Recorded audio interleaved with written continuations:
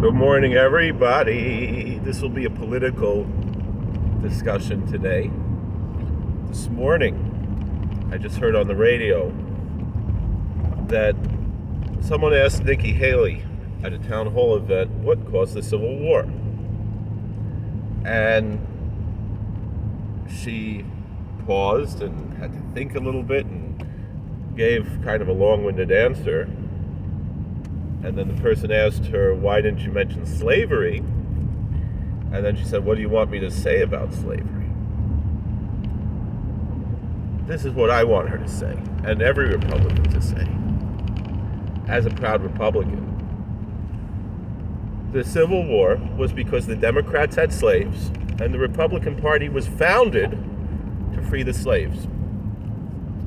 It was not as much of a fight between North and South as it was really a war between the Republicans and the Democrats, and the Republicans won. And the Democrats did to the Republican president, the first Republican president, the same type of thing that they, at least politically, that they've done to our last president, who did more to help the African American community than really any president since Lincoln.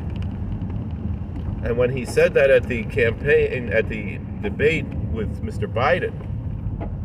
Biden just laughed at him instead of actually making any response, because that's all they do. They just make ad hominem attacks.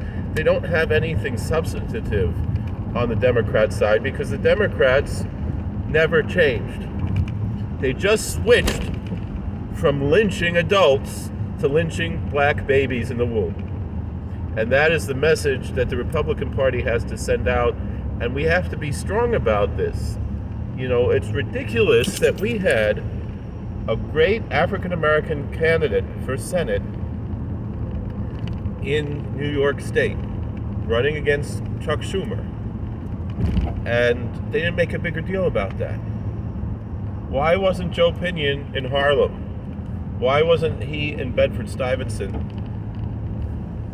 Why didn't the Republican Party make a bigger deal and say, look, we have an African American, nobody even knew that he was running, you know, and in the governor race, it got very close. And yet, somehow, that didn't carry over to the Senate, and it should have. There should have been work to bring these together. The Republicans never miss an opportunity. To miss an opportunity is the same thing in Pennsylvania. They kept saying that Trump is somehow against Muslims, and yet why was President Trump, supporting a Muslim to be the first Muslim in the Senate? And instead we got a guy who can barely talk in Pennsylvania in the Senate. So again, we never miss an opportunity, but this is how we have to make things clear. The Republican platform is what is better for everybody. It doesn't matter what race you are, doesn't matter what religion you are, doesn't matter any of those things. The Democrats just believe in identity politics. They want to divide and conquer. And we believe that the most important minority is the minority of one. And that would mean that the fundamental rights, which was something she was somewhat talking about, is that the government doesn't have a right to take away people's freedom, but also the government has a responsibility to protect freedom. And I think, again, that's what she was probably hinting to, but she got a little nervous on the stage. But that's the whole point, is that we fought the Civil War to free the slaves because nobody has a right to take away someone else's freedom. And yet the progressives believe in slavery. They believe in taking away freedom. That is the whole ideology of the progressive left. And that is something, and that's why they enslaved millions, over 1 billion people in China, millions in the Soviet Union. And this is what the left wants to bring here. And this is why America is that shining beacon city on the hill that is shining the light of liberty to the whole world. And we cannot let the left take that away from us and turn us into communist China. That has to be our message. The message has to be that slavery is still going on, that there is, the Democrat plantation is unfortunately alive and well, that they keep people of color in poverty, to have a permanent underclass, to have a permanent voting bloc. And that's the plan of the Democrats, as opposed to the Republican plan, which was President Trump's plan, of making opportunity zones, of righting the wrongs of the Democrat Party, the things that Joe Biden did with unfairly locking up African Americans for drug crimes and things that they didn't deserve to go to prison for. And President Trump did prison reform to actually do actual social justice, to actually fix the wrongs of the Democrat Party, the racist wrongs of the Democrat Party. People have to learn the history of the two big sacraments of the Democrat Party, which were abortion and gun control, are both rooted historically in racism and still to this day disproportionately affect people of color.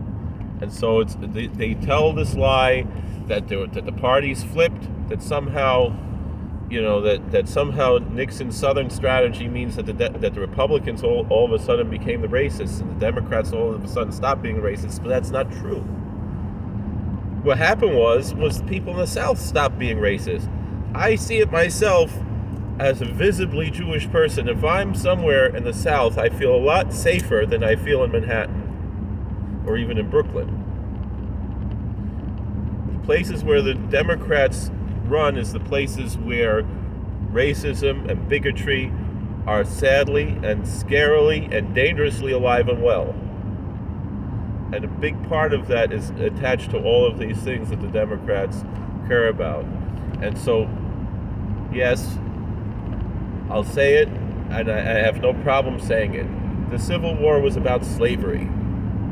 It wasn't about states' rights, because the Democrats in the South wanted to take away states' rights. That was the whole point of the Dred Scott decision, was to say that the northern states didn't have the right to ban slavery within their walls. So it's not a states' rights thing. And I do believe in states' rights.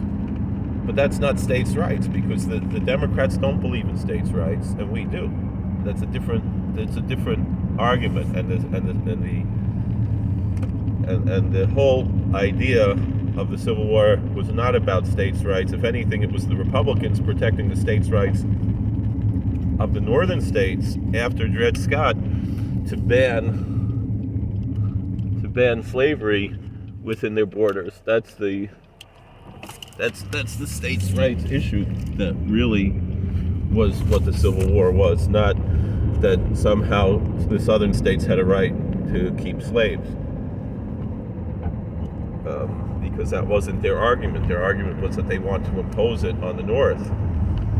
So, a lot to say here, but again, they were bringing up this whole issue of the curriculum changes, and we cannot put sugarcoat or whitewash what happened under slavery. We have to know the evils that the Democrats did, and we also have to know that the founders found themselves stuck in a situation that they wanted to get out of.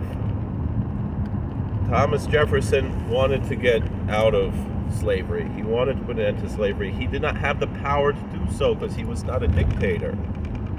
George Washington wanted to. They all wanted to put an end to slavery. They didn't have the power to do that. But then once Jackson came along and started the Democrat Party, that broke off from the Democratic Republicans of Jefferson, and Jefferson himself said this is a dangerous man shortly before his own passing, when he saw the rise of Jackson, then they started to go into the evil ways, which are really very similar to the ideology of the progressive left to this day. If we really want to get into, even though that was a pre-Darwinian era, but if we really want to get into what the crux of the whole thing is, is that the founders were Newtonian and the progressives are Darwinian. Because the founders set up a mechanical constitution, and the progressives want to interpret the Constitution in an organic manner with survival of the fittest.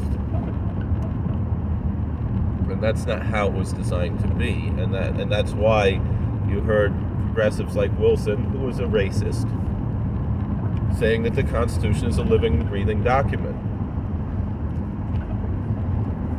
Because he viewed things in a racist, Darwinian view as opposed to a Newtonian view.